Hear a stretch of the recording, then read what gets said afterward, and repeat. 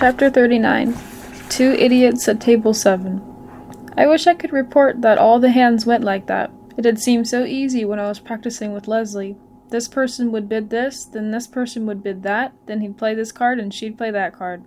It's a lot harder when you can't see all four hands. There are billions of different possible hands, and there was no way Tony's 11 pages of bidding rules could cover every one of them. When I turned cards for trap, I've been able to guess which card he'd play about half the time. The problem was the other half. Once I played a wrong card, there was no recovering. I went down in every one of my contracts except one, and on that one I didn't bid high enough, so we still got a bad board. I got worse, not better, as the game progressed. I now knew what Trap meant when he said he was worn out after a session of bridge. By the time we reached the last round, my braid had turned to mush. Yet, despite all my screw-ups, whenever I glanced across the table, I never saw anything but trust in Tony's eyes. She looked at me with absolute confidence, certain that this time I would get it right. Because we were sitting east-west, Tony and I got up and moved to another table for each round. I always sat in the east seat. Our opponents had all been very nice, maybe too nice. They said how delighted they were to see us playing on our own without trap. I think they meant it, and not just because they were getting good boards off us. Until we got to table 7. "Hi," Tony greeted our opponents as we sat down for the final round. They ignored her. "If you returned a spade, we could have beaten in another trick," said the man in the south seat. He had bushy hair and wore steel-rimmed glasses. "If you wanted me to return a spade, you shouldn't have returned a low club," said North, a man with blonde hair and skin so pale it was almost transparent. He also wore glasses. They were maybe 40 or 45 years old, which made them the second youngest pair in the room. "Hi," Tony said again. The bushy-haired man glanced at her, then turned back to his partner and muttered, "I hate playing against beginners." We began with board 10, and as usual, I screwed up both the bidding and the play. Only this time I got us the top board. My final contract was 2 diamonds, and I was the declarer. I managed to take my 8 tricks, but I should have made an over trick. Every other east-west had bid 4 spades and had only taken 9 tricks, because of an unlucky lie of the cards. I took fewer tricks than everyone else, but I was the only one with a positive score. The blonde man glared at me. "How can you only bid 2 diamonds?" he demanded. "Your partner opened the bidding, and you had 15 points. "I didn't think she'd pass," I said in my defense. He sneered at me, then said, "What an idiot." "And then he played it as badly as he bid it," his partner added. "That's why I hate playing against beginners. They give everyone else tops, and then they fix us." "You were a beginner once too," Tony pointed out. He looked down his nose at her and said, "Believe me, if I played as badly as your partner, I would have quit the game a long time ago." Tony was the idiot on board 11. I'm not sure what she did exactly, but this time our opponents were happy about it. "I knew you were stupid," the bushy-haired man said, laughing at her. "I just didn't know you were that stupid."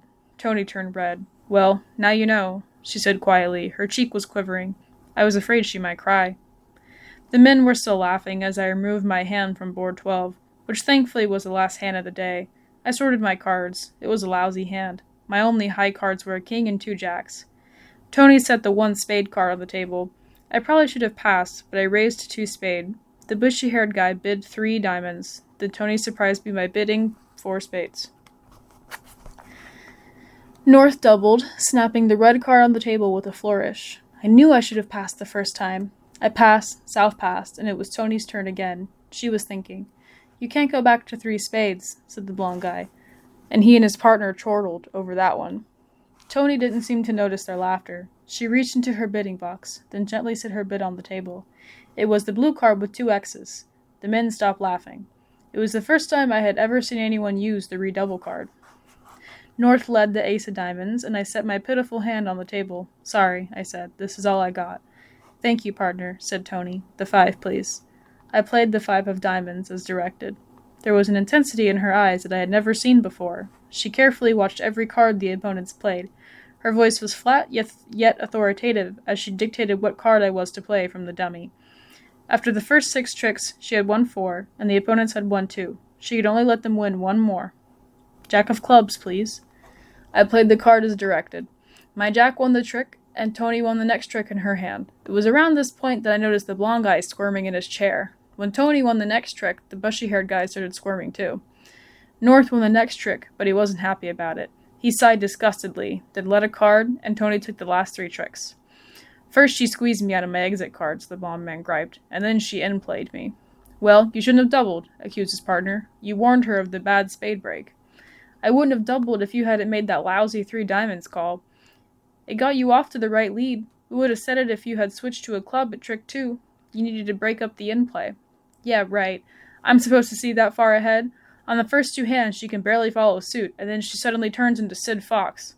4 spades, doubled and redoubled, was worth 180 points. North and South were still arguing as Tony and I got up from the table. Wow, you did great, I said to her, away from the table. Or I guess I'm supposed to say, nicely played, partner. I didn't do it alone, said Tony. I smiled. That's nice of you to say, I told her. But all I did was bid 2 spades. You did the rest. I don't even know what an in-play is. Tony looked down at her shoes. That's not what I meant, she whispered. My grandmother told me to redouble. She always told me what cards to play. She looked back up at me, smiled nervously, then said, I think those 2 idiots made her mad.